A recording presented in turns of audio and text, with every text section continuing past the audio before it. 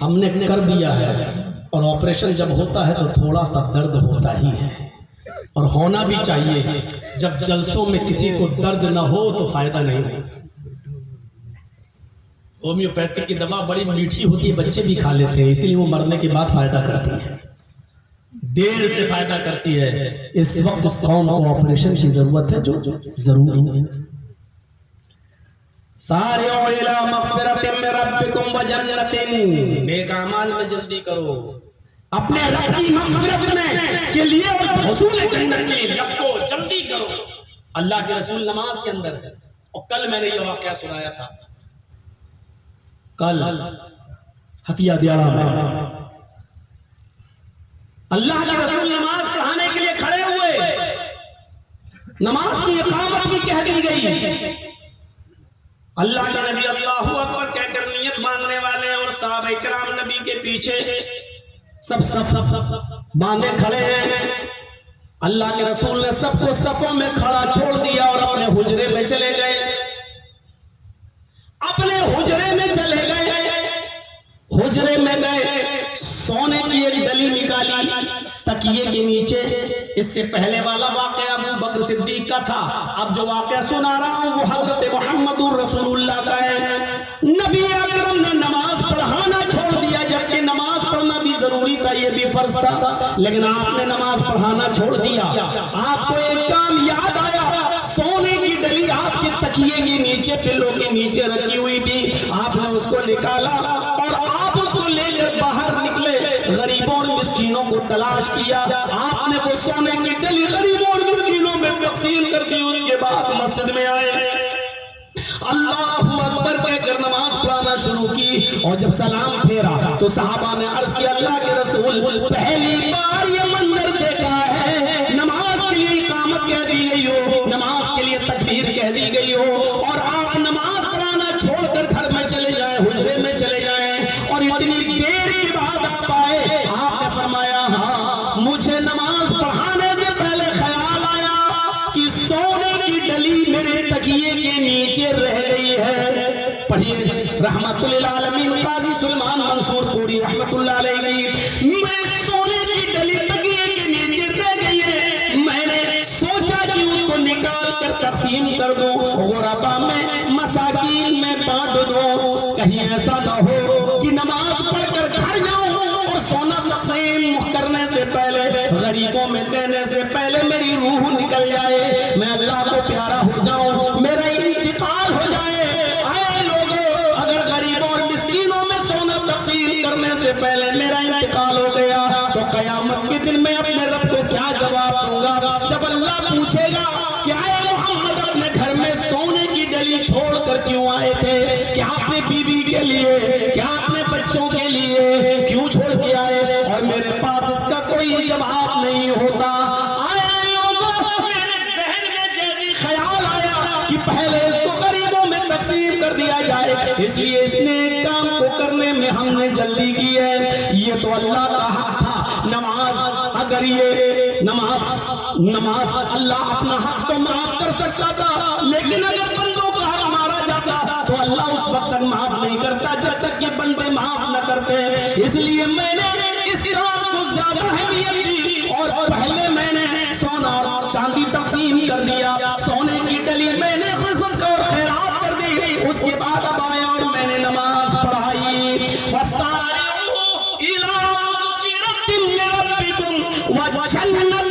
इस आयत का मतलब अब समझने की कोशिश करो। जैसे ही जहन में आया, जैसे ही दिमाग में आया कि मेरे पास इतना माल है, उस पर गरीबों का हक है, तो बाद में काम करेंगे, पहले इस काम को अंजाम दे डालो, पहले गरीबों का हक अदा कर दो, पहले मिस्कीनों का हक अदा कर दो। मेरे प्यारे साथियों, सोचो आज कौन है? हमारे पास भी माल है, हमारे पास भी सोना चांदी है, हमारे पास भी रुपए पैसे है, हमारे पास भी दौलत है। बताओ इस गांव में कितने गरीब लोग हैं, और बताओ बिहार में कितने गरीब लोग हैं। क्या हमें इस बात का एहसास नहीं होता है? हम मदद भी करना चाहते हैं, लेकिन सोचते हैं कि पहले अपने घर का काम देख ले, पहले अपना खर्चा देख ले, बाद में जो फाजिल होगा उसमें हम गरीबों की मदद भी कर देंगे।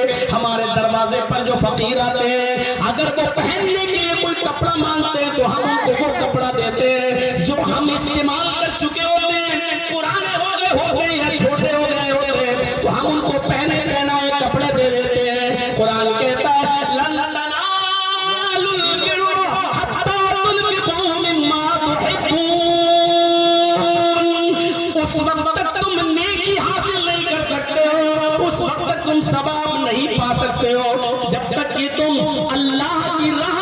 चीज खर्च न करो जो तुम्हें सबसे ज्यादा पसंद है, जो तुम्हें सबसे ज्यादा महबूब है, जो तुम्हें सबसे ज्यादा पसंद है। अपनी पसंदीदा चीज जब तक अल्लाह की राह में सदका और खैरात ना करो, कुर्बान न करो, तब तक मेरे भाइयों अल्लाह कह रहा तुम सवाब नहीं पा सकते हो, तुम नेकी नहीं पा सकते हो। हम पहने पहनाए पुराने कपड़े गरीबों को देते हैं, जबकि खुद अपने लिए और अपने बच्चों के लिए नए कपड़ों का इंतजाम करते हैं। अपने लिए जो पसंद करते हो वो गरीबों के लिए पसंद करो, वो चीज सदका और खैरात करो, तब नेकी मिलेगी,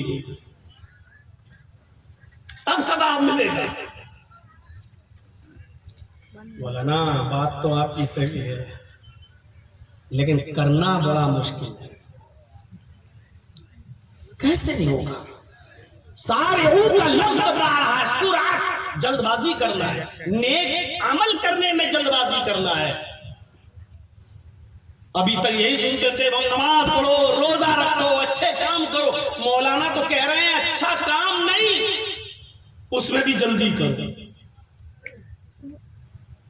नेक अमल तो हर इंसान को वैसे ही करना है। हम बुरे अमल के लिए पैदा थोड़े हुए हैं दुनिया में, हम नेक अमल के लिए करने के लिए पैदा हुए हैं, लेकिन नेक अमल करने में भी हमें जल्दी करना चाहिए और कुर्बानी उस चीज की देनी चाहिए जो हमें पसंद है। ग़ज़वा तबूक मालूम है आपको कब हुआ था? कैसी गर्मी थी ग़ज़वा तबूक। आओ जरा उस मंजर को हम आपके सामने रखते हैं। और बिहार वालों, कटिहार वालों, रहमतनगर के लोगों, आपसे बहुत मुशाबिहत है इस वाक़े की। आप भी खेती बाड़ी करते हैं, वो भी खेती बाड़ी हो रही थी। ग़ज़वा तबूक सख्त गर्मी में पेश आया और हदीस की किताबें अगर आप पढ़ेंगे तो पता पाएंगे ग़ज़वा तबूक इतनी गर्मी में हुआ था, ये ग़ज़वा, ये जंग, कि आसमान से आग की बारिश हो रही थी और जमीन पर कोई नंगे पैर अगर खड़ा हो जाए तो पैरों में फलक पड़ रहे थे, जमीन इतनी गर्म हो रही थी। ऐसी गर्मी में अल्लाह के नबी हुक्म देते हैं कि लोगों इस ग़ज़वे के लिए निकलो, इस जंग के लिए निकलो। और जानते हो कितने किलोमीटर का सफर? कटिहार से बॉम्बे कितना किलोमीटर है? मैं समझता हूं कि शायद 1300-1400 किलोमीटर से कम नहीं होगा। आपका दिल्ली 1100-1200 किलोमीटर से करीब नहीं होगा। अल्लाह के नबी जिस बस्ती में हैं, वहां से ग़ज़वा तबूक के लिए सहाबा किराम को हुक्म दे रहे हैं निकलो। कितनी दूर? 1200, तकरीबन 1200 किलोमीटर का सफर। ट्रेन का सफर नहीं है, राजधानी का सफर नहीं है। मौलाना जर्जी साहब की तरह दिल्ली से बैठे, लखनऊ से बैठे और बागडोरा एयरपोर्ट पे 2 घंटे में उतर गए, ये सफर नहीं है। 1200 किलोमीटर का सफर, वो भी बिजनेस के लिए नहीं। एक तो ये होता कि चलो पैसा कमाने के चक्कर में लोग सऊदीया भी चले जाते हैं और दुबई भी चले जाते हैं कि अपने बच्चों का कोई फ्यूचर संभलेगा, मेरे बीवी बच्चों के काम आएगा। यहां ये भी नहीं है, यहां ये है कि जिस जंग में हम जा रहे हैं पता नहीं हम भी वापस आएंगे या नहीं। 1200-1300 किलोमीटर का सफर, आपने हुक्म दिया निकलो। और जानते हो ये हुक्म किस वक्त दिया जा रहा है? जब फसलें पककर तैयार, खजूरों का फल पककर तैयार हो चुका है, 1-2 दिन में वो खजूर कटने वाले हैं और मार्केट में बिकने वाले हैं। जिस खजूर की पैदाइश और उसके बिजनेस पर पूरे साल का खर्चा चलता है, उन अरबों का, उन सहाबा किराम का, वो खजूर की फसलें पककर तैयार। भाई आपने धान लगाया और पककर तैयार, 2-4 दिन रह गए कटने के लिए, और ऐसे मौके पे कह दिया जाए कि चलिए जिहाद के लिए, और आपको 1200-1300 किलोमीटर जाना पड़े, वो भी बिना ट्रेन के और बिना प्लेन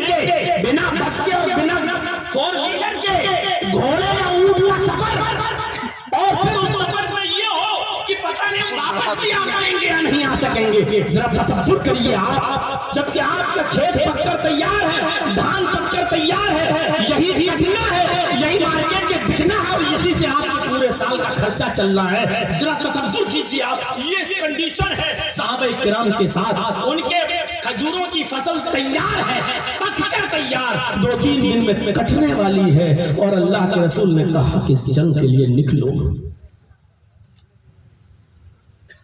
सहाबा किराम निकलने के लिए तैयार हो गए, मैदान में जमा हो गए। अब आपने फरमाया कि जिसके पास जो जो सामान हो वो लेकर आओ, अपने घर से सामान लाओ। हमें ज्यादा राह चाहिए वहां तक चलने के लिए, 1200 किलोमीटर का सफर है, वहां तक जाने के लिए भी हमें खर्चा चाहिए, खाने पीने का सामान चाहिए, जो जानवरों को हम लेके जाएंगे उनको भी खिलाना है। हम और आप 1-2 दिन भूखे रह जाएंगे चलेगा, लेकिन जानवरों को भूखा रखेंगे तो फिर उस पर सवारी कैसे होगी? इन जानवरों को भी खिलाना पिलाना है, लिहाजा अपनी अपनी हैसियत के मुताबिक सामान ले आओ। तुम्हारे पास जो कुछ भी हो चंदा दो। चंदा, या चंदे का नाम लो तो छाती फटने लगती हो।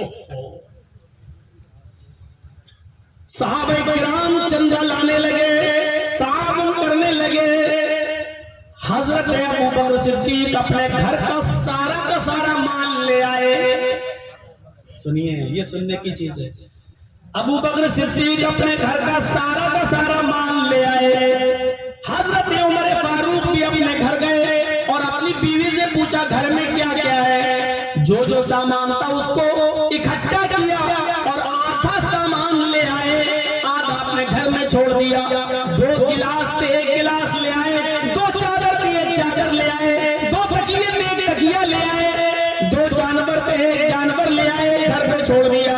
यानी अपने सामान के 2 हिस्से किए, 1 हिस्सा घर में छोड़ दिया और 1 हिस्सा ले आए। हजरत उमर फारूक का 1 हिस्सा सामान हजरत अबू बकर सिद्दीक के घर के सारे सामान से ज्यादा था। अब इससे ज्यादा आसान उर्दू में हम नहीं समझा सकते आपको, हम बहुत सिंपल उर्दू बोल रहे हैं ताकि आप समझ जाएं। हजरत उमर के घर का आधा सामान हजरत अबू बकर सिद्दीक के घर के पूरे सामान से ज्यादा था, लेकिन अबू बकर सारा ले आए और उमर फारूक अपने घर का आधा लाए, निस्फ।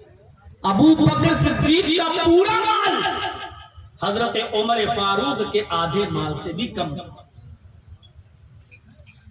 और सहाबा अपना अपना ले आया। अब ये देखो चाचा कहां जा रहे हैं बेचारे इस वक्त।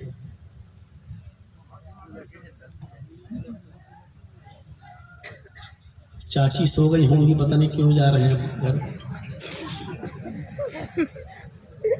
क्या हुआ भाई, बैठे रहिए। अब आप लोग बैठे रहिए, आप लोग नहीं, वो होता है।